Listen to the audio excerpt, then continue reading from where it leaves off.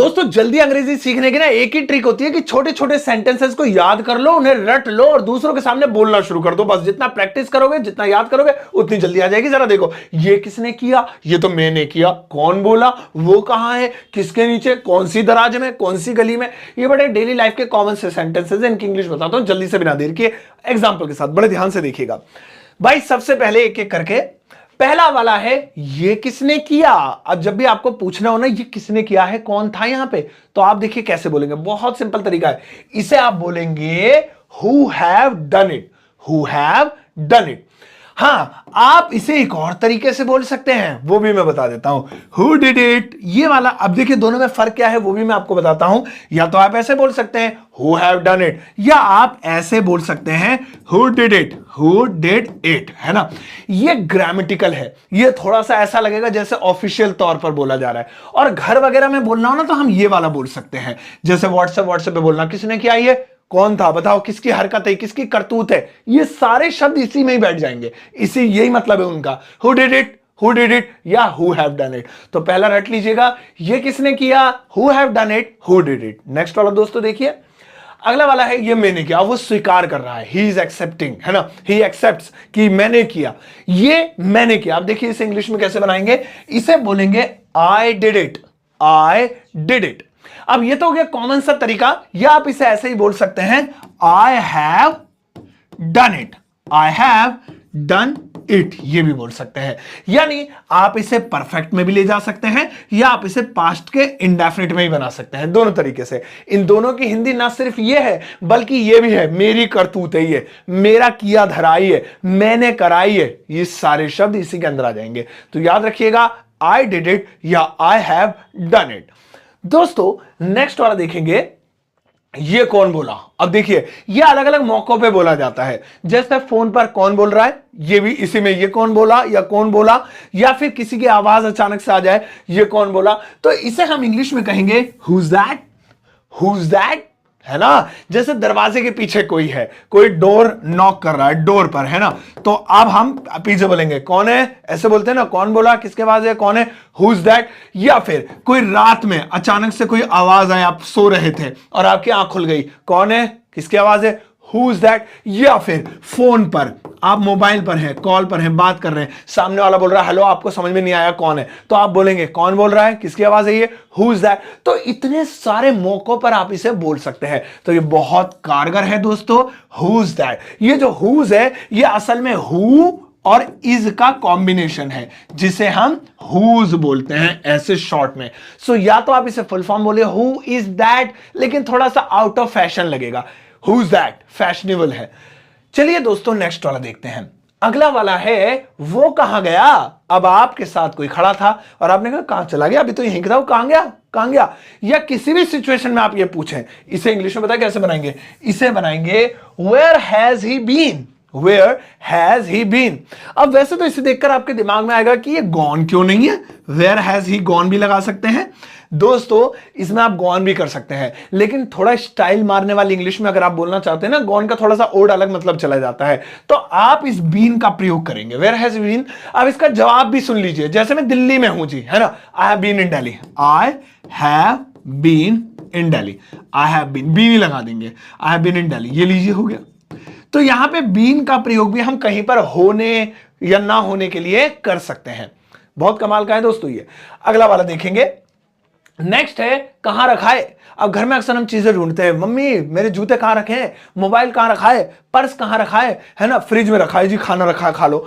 तो सुनिए इसे आप बोल सकते हैं where did you keep, where did you keep. ये देखिए वेयर डिड यू कीप, इसे आप परफेक्ट वाले तरीके से ही बोल सकते हैं, ये इनफॉर्मल टाइप में हो गया। वेयर हैव यू, फिर कीप नहीं, इसकी थर्ड फॉर्म आएगी केप्ट, ऐसे भी बोल सकते हैं वेयर। अब जब वेयर पहले आ गया तो मैं इस एच को छोटा करना पड़ेगा according to grammar. So where have you kept, दोनों की ये इंग्लिश है। वेयर डिड यू कीप, कहां रखा है भाई, पर्स नहीं मिल रहा, mummy I can't find the purse, मुझे पर्स नहीं मिल रहा, where did you keep it, आपने इसे कहां रखा है, और आप इसमें सेंटेंस को आगे भी बढ़ा सकते हैं। जैसे मोबाइल कहां रखा है, वेयर पहले लिख दिया, फिर डिड लिख दिया, फिर यू लिख दिया, फिर कीप लिख दिया। अब आगे उस सामान का नाम लिख दो, where did you keep the mobile, where did you keep the purse, where did you keep the ये या वो।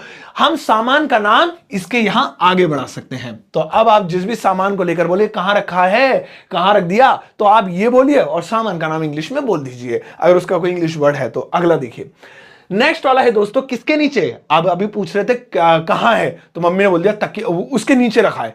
अब आप पूछ रहे किसके नीचे, सो यहां पे आप बोल सकते हैं अंडर व्हाट। अब इस सेंटेंस को आप अकेला भी बोल सकते हैं, अंडर व्हाट, अरे वो नीचे रखा है, अंडर व्हाट किसके नीचे, ऐसे। सो अंडर ये एक प्रीपोजिशन हो गई यानी के नीचे, और व्हाट का मतलब क्या भी होता है या किसके के सेंस में भी हम इसे यूज करते हैं ग्रामर में। तो जब भी आप कहना पूछना हो किसी को किसके नीचे, अंडर व्हाट ऐसे बोल सकते हैं। दोस्तों नेक्स्ट वाला आता है इसके बाद कौन सी दराज में। आपकी मम्मी ने कह दिया बेटा दराज में ढूंढ ले, वहीं रखा होगा तेरा फोन। अब आप दराजें भी बहुत सारी दराज समझते हैं ना, ड्रॉर है ना, वो दराजें होती है हिंदी में। तो कौन सी दराज में रखा है जी बताओ, तो सुनिए ये बोलेंगे इन विच ड्रॉर, ऐसे। इसे आप बढ़ा भी सकते हैं, कौन सी दराज में रखा है ऐसे बोल देंगे। सो आप इसे ऐसे बोल सकते हैं, पहले तो कौन सी दराज में, इन विच ड्रॉर आपने फोन रखा है ना, drawer. Did you keep the phone, did you keep the mobile, ये लीजिए आगे बढ़ा दिया इसमें और कुछ नहीं करा, क्वेश्चन मार्क के साथ and. So in which drawer, कौन सी ड्रॉर में।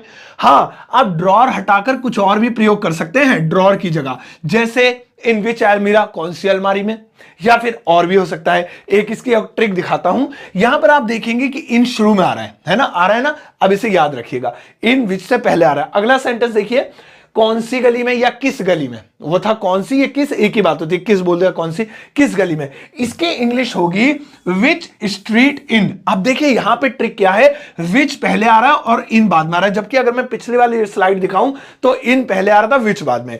तो ऐसा नहीं है कि इसमें इन पहले आएगा इसमें बाद में, बल्कि दोनों तरीके हो सकते हैं, आप कोई सा भी आजमा लीजिए। जैसे तुम किस गली में रहते हो, सो विच स्ट्रीट